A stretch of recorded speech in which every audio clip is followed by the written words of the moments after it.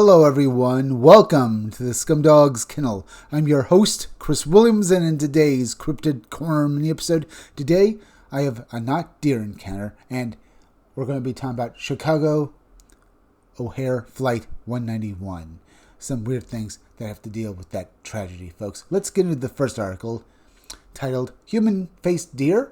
I saw it. It looked human. And read about how this witness saw this deer that gave him a very uncomfortable stare, folks. So let's get into it now. Late at night on Monday, June 26, 2023, a Monroe County, Pennsylvania man was driving home near Stroudsburg with his dog when an otherwise ordinary roadside deer encounter turned deeply unsettling. What first appeared normal quickly shifted into something the witness says defied biology, common sense, and every deer he had ever seen before. Reports like this matter because they echo a growing body of not deer accounts in which the animal is recognizable as a deer at first glance, but then reveals details, posture, behavior, or facial structure that feels profoundly wrong. Let's get into the full story now, folks. I drove to a local convenience store near Stroudsburg in Monroe County, Pennsylvania to pick up something to eat. My dog is with me, and it was just before midnight. The trip there was completely normal, but on the way back, something happened that I still cannot explain. As I was approaching a stop sign outside of town, my dog started growling. He rarely growls, so when he does, I pay attention. I looked around and noticed a deer walking toward the road from behind a large oak tree. It stepped out onto the road about 50 feet in front of me, and then it started moving toward the headlights of my car. As it got closer, I could see its face more clearly. At first, I actually shook my head because I thought my eyes were playing tricks on me. Then I looked again, and my stomach dropped. The deer had what looked like a human face. There was no elongated muzzle, no normal deer expression, no dark side-set eyes. What I saw looked like a person's face on a deer's head. Its eyes were what really horrified me. I could see whites around dark blue-colored pupils, and its eyes were set forward, not off to the sides like a deer's should be. It was looking directly at me. I froze. I do not even remember whether my dog was still growling at that point because I was so focused on what I was seeing. I was scared, truly scared by the reality of it. It stood there looking at me for what felt like almost a minute. Then it turned slowly, walked across the road, and disappeared into the woods. The second it was gone, I hit the gas and got out of there. When I got home, I went straight inside and poured myself a stiff drink. I needed to know what I had seen, so I got online and started searching. I stayed up most of the night looking for an explanation. I found a few reports that people were calling not deer, but nothing I read sounded as dramatic as what I witnessed. The only thought that kept coming back to me was that maybe I had seen the result of some kind of experiment gone wrong. I found your contact email while researching online. I'm hoping you can tell me what I saw because I have not been able to make sense of it. D. What did D actually see, folks? What was this thing? Why did it look slightly human? Could it be that maybe it was a skinwalker? Remember, skinwalkers are Navajo witches. They're said to basically be able to shape change into animals. Could this explain why it had humanoid features? Or do you think it was, as Dee put it, some sort of experiment gone wrong? But remember, one point in Dee's story is that fact he didn't hear any sound. He thought it was just because he was focusing so much on the entity, but maybe this entity could block out sound, folks, which is something we've read about in other such stories before, folks. But either way, let's move on to the next story. Chicago O'Hare Flight 191, Premonitions and Hauntings. The disaster that still echoes. Let's get into it now, folks, and read what people felt when this disaster happened right before it actually struck.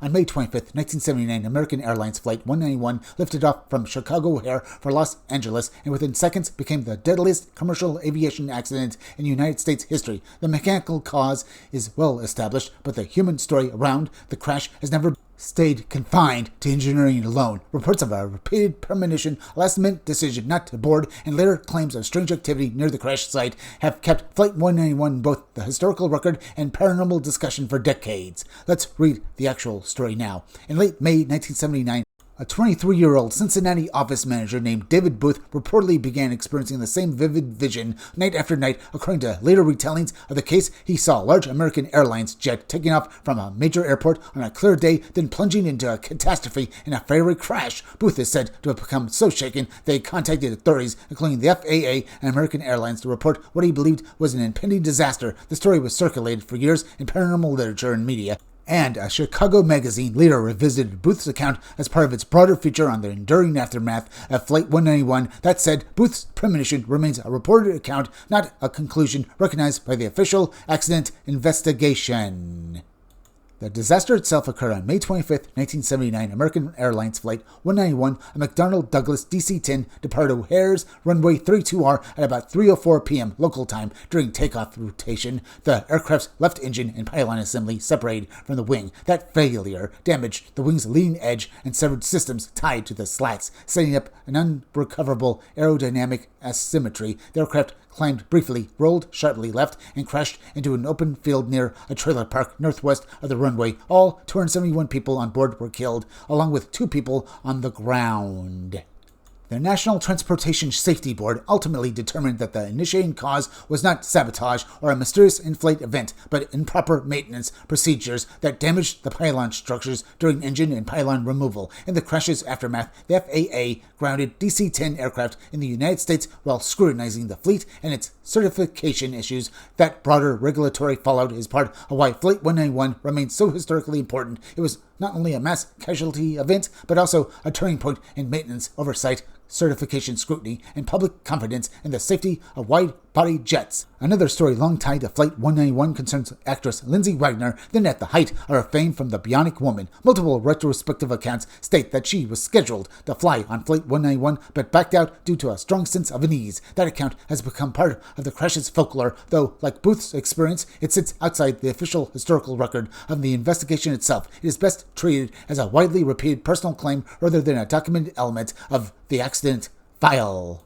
One of the many victims was author Judith Wax, who was traveling to Los Angeles to promote her then new book, Starting in the Middle. The irony often noted by later writers is that she had written openly about her fear of flying, which gave her the loss an especially haunting personal dimension. Chicago's magazine retrospective on the crash helped preserve that human context, focusing not only on the event itself, but on the individual lives cut short and the emotional residue that lingered in the region long after the wreckage was cleared.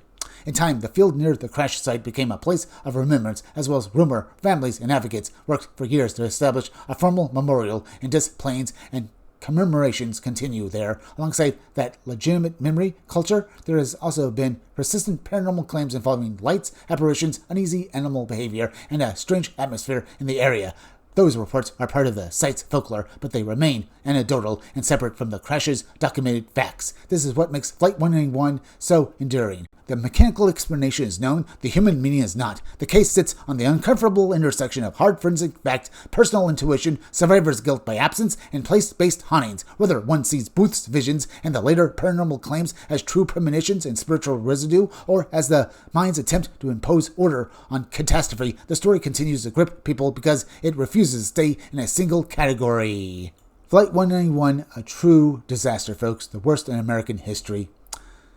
I have to say that, folks. Now, is it possible that Lindsay Wagner and Booth really did have premonitions that something was going on? It sounds like with Booth's premonition, folks, it could have been any airplane that went down. But because he was making claims right before this disaster, folks, it seems to get the scapegoat for it, doesn't it, folks? But the fact that Lindsay Wagner also claimed that she had a bad feeling about this flight, folks, brings to mind various accounts of, well, the Titanic.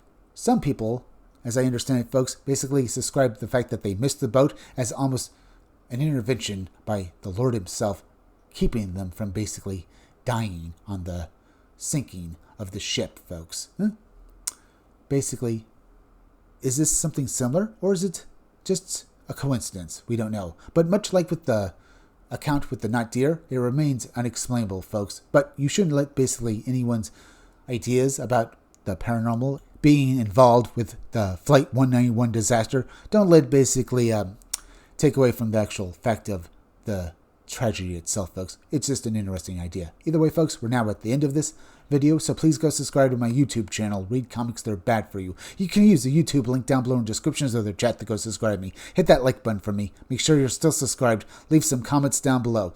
Hit that bell for notifications. Make sure to hit the part of the bell that give you all future notifications, and please share this video out. I'm Chris Williams from the Scumdogs Kennel. Thank you all for joining me. I'll be back again tomorrow with another great video, so be sure to come back again then. Till next time, folks, I'll see you all again soon.